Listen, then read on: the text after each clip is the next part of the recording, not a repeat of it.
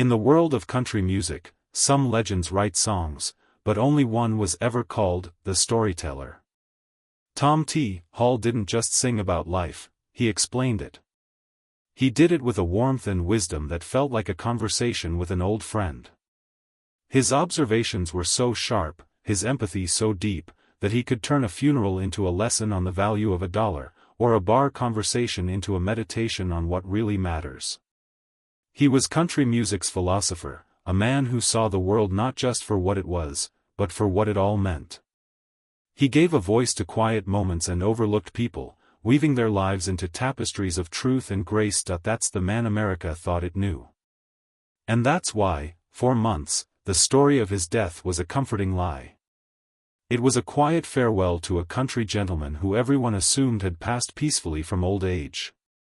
But the official story was hiding a dark secret. When the truth was finally uncovered, it wasn't just tragic. It was a harrowing final chapter that forces us to question everything we thought we knew about the man behind the music. This is the story of what really happened to Tom T.hall, a mystery that took months to solve, with a conclusion that isn't good at all. On August 20, 2021, the news started to ripple through Nashville. Tom T.hall was dead at 85. The announcement came from his son, Dean Hall, who released a short statement confirming his father had passed away at his home in Franklin, Tennessee. The tributes poured in immediately. The Oak Ridge Boys, Don McLean, and countless others shared memories of a kind, gentle, and brilliant man. The Country Music Hall of Fame, which had inducted him in 2008, praised his ceaseless and unyielding empathy for the triumphs and losses of others. For the public, the story seemed straightforward. It was sad, but not shocking. An 85-year-old legend had reached the end of a long, celebrated life. It was easy to assume it was natural causes, the gentle fading of a bright light. The media reported it that way, focusing on his incredible legacy, the writer of Harper Valley PTA, the voice behind Old Dogs, Children and Watermelon Wine. For a while, nobody questioned it. It didn't seem necessary, and maybe, it just would have felt wrong, but behind the scenes, a different story was taking shape. Whispers and rumors started bubbling up in online forums and comment sections. Fans and insiders hinted that his passing was especially tragic, suggesting a cause far from the peaceful end everyone pictured. At first, these were dismissed as just gossip. Yet, they didn't go away. They created a quiet but growing gap between the public story and the private word of mouth. The silence finally broke nearly 5 months later, in January 2022. A stunning report, first brought to light by the website Saving Country Music, revealed the official findings of the Williamson County, Tennessee Medical Examiner. The truth was blunt, brutal, and heartbreaking. Tom T.hall had not died of natural causes. The manner of death was ruled a suicide. The report stated that a 911 call was placed from his home at 11:15 a.m. on the morning of August 20. Paramedics arrived and confirmed his death at 11:33 a.m. due to a self-inflicted gunshot wound. The revelation sent a shockwave through country music. This was the man who wrote, "I love leaves on the trees and bees and flowers. I love you, too." How could the author of such simple, profound joy die in an act of such violent despair? The comforting lie was shattered, replaced by an awful truth that raised more questions than it answered. The mystery wasn't just what happened anymore. It was why.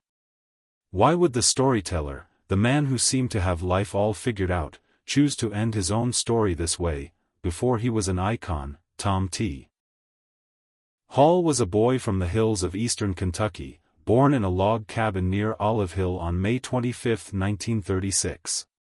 His dad was a brick plant worker and a part-time minister. His childhood was steeped in the hard realities of Appalachian poverty, but it was also rich with the one thing that would define his life: stories. He listened to neighbors talk, to sermons in his father's church, and to the Grand Ole Opry on the radio.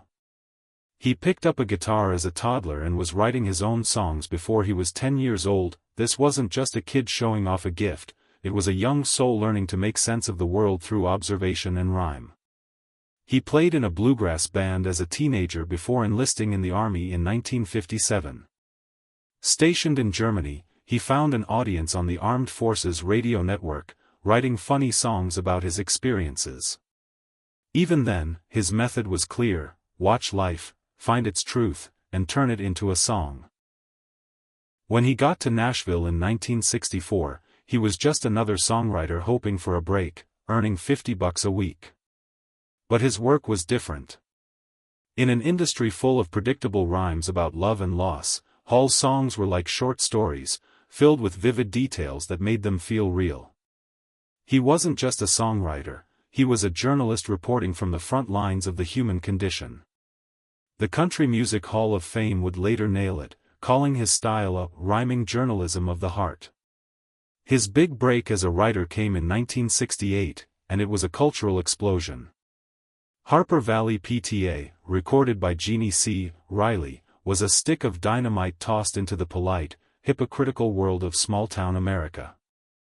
The story of a widowed mom dressing down the PTA for their two-faced morality was sharp, witty, and fearless.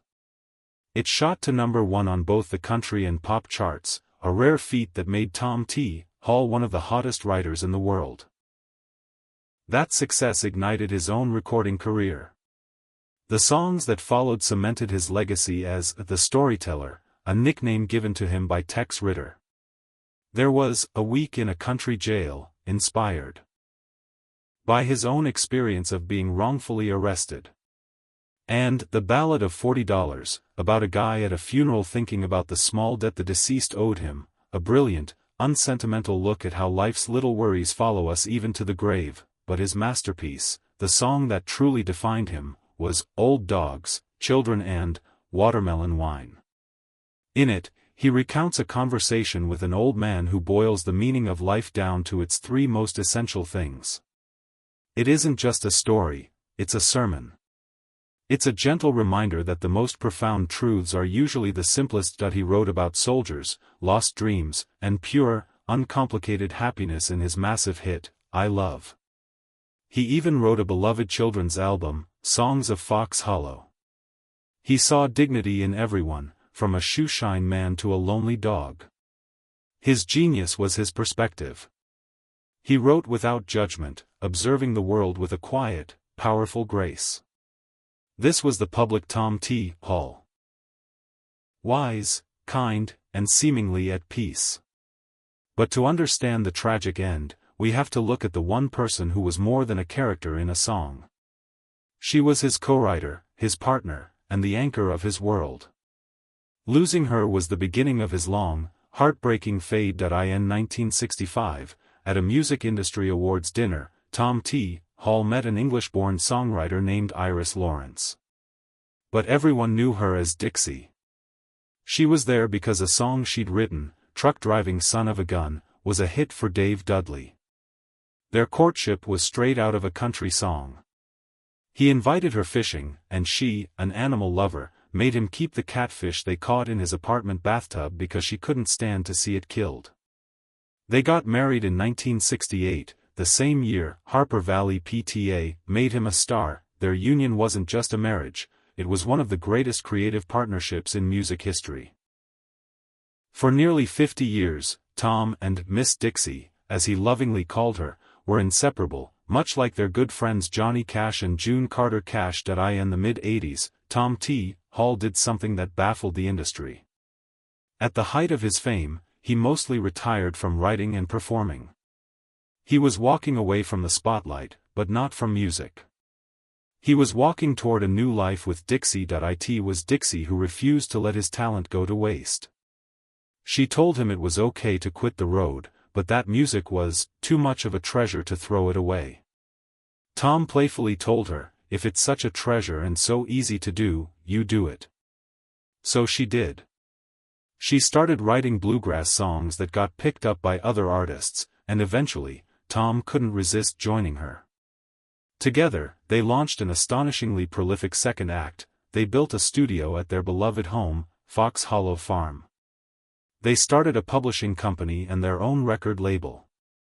Dixie was the engine. She built the whole thing, while I was playing golf and mowing the grass, Tom once said. Their partnership was a creative goldmine, winning Bluegrass Songwriters of the Year an incredible 12 times. Their magic came from their different views. Tom saw Appalachia as home, Dixie, the English immigrant, saw it with a romantic, reverent eye. She can see the trees, while all I can see is the forest, Tom explained, but life at Fox Hollow was more than music. It was their sanctuary. After a lifetime telling other people's stories, Tom T.hall had finally found his own perfect story, and its main character was Dixie. She was his wife, his muse, his business partner, and his best friend. She was the steady beat that kept his heart in rhythm. Then, the rhythm stopped. In the early 2010s, Dixie was diagnosed with brain cancer. The battle was long and painful. On January 16, 2015, after 46 years of marriage, Dixie Hall passed away at 80. For Tom T.hall, this wasn't just the loss of a wife. It was the demolition of his world. The music they made, the life they built, it was all tied to her. Her death created a silence that no song could fill. Friends who saw him in the years after noticed a profound change. The light in his eyes had dimmed. One friend said he had the sad eyes of the basset hounds he and Dixie had loved so much. The partnership was over. The story he had been living for nearly 5 decades had ended. And for the man known as the storyteller, it seemed he had no idea what the next chapter was supposed to be, or if he even had the strength to write it. After Dixie died, the creative energy at Fox Hollow evaporated. The home they had filled with music and laughter grew quiet. For Tom T.hall, losing his wife was the start of a slow, heartbreaking retreat from the world. He was a man adrift, having lost the anchor that held him steady for almost 50 years. Friends and sources close to the family noted a clear shift. The man who once found endless fascination in the world became increasingly isolated. The music, which had been the language of his life with Dixie, just stopped. He was a storyteller who had lost his audience of one, the only one who really mattered. In the years that followed, quiet reports surfaced that Hall was suffering from declining health. There were mentions of cognitive issues and physical ailments. The specifics were kept intensely private, but for those who saw him, the changes were obvious. The sharp, observant mind that had crafted hundreds of insightful songs was beginning to cloud over. This period was also marked by a distance from his family. Tom had one son, Dean Hall, from a brief, early marriage. Dean is a talented musician who had worked with his father for years. While their relationship had its complexities, they shared a bond over music. Yet, after his father's death, Dean's public presence vanished. He deleted his social media and made no further statements, suggesting a family grappling with an immense and complicated grief. Whispers in the industry painted a picture of a man who felt increasingly forgotten. He had chosen a life of quiet dignity with Dixie, but after she was gone, that quiet curdled into a deep loneliness. While legends like Willie Nelson or Dolly Parton have a permanent, iconic status, many artists of Hall's generation find themselves on the outside looking in, their monumental contributions fading from the industry's memory. The medical examiner's report provided one small, clinical clue into his state of mind. At the time of his death, he had been prescribed chlordiazepoxide, a medication for anxiety and sometimes alcohol withdrawal. This suggests a man battling significant inner turmoil.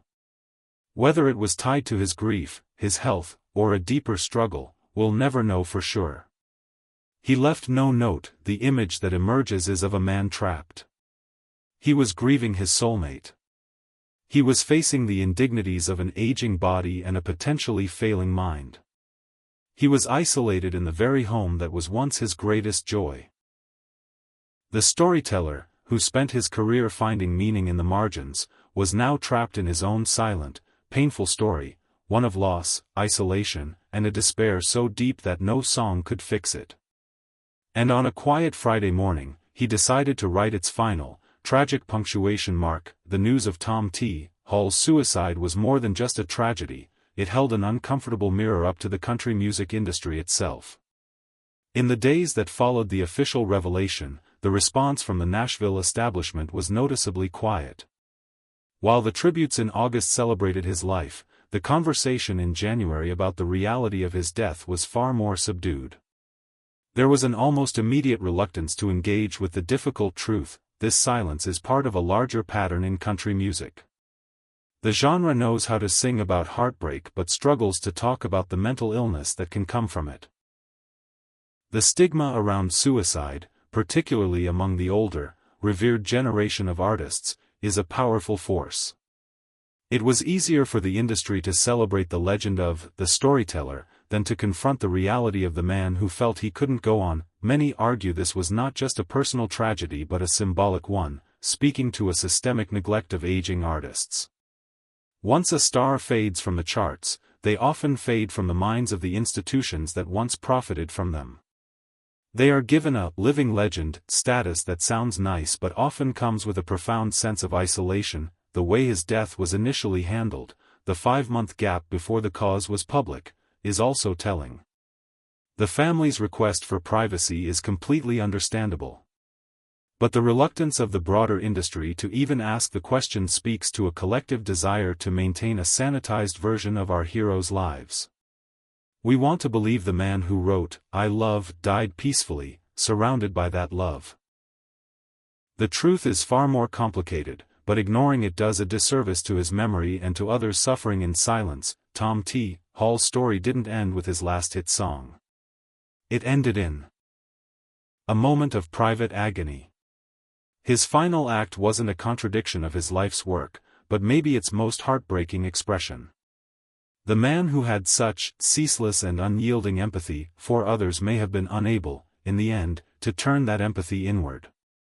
He spent a lifetime telling everyone else's stories, but when it came to his own immense suffering, it seems he felt it was a story that could not be told, only ended. The legacy of Tom T. Hall isn't diminished by the tragic way he died. If anything, it's made more profound, more human. His songs are a timeless gift, from the defiant fire of Harper Valley PTA to the simple, sacred list in I Love.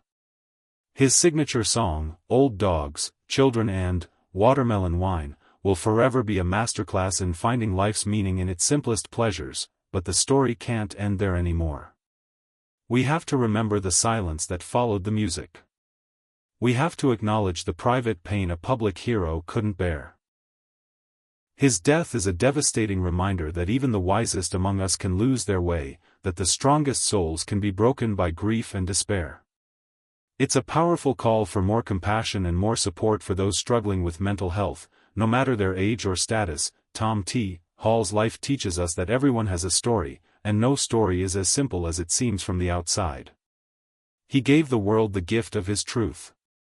The heartbreaking irony is that the man who was so brilliant at explaining life to the rest of us ultimately found his own to be inexplicable.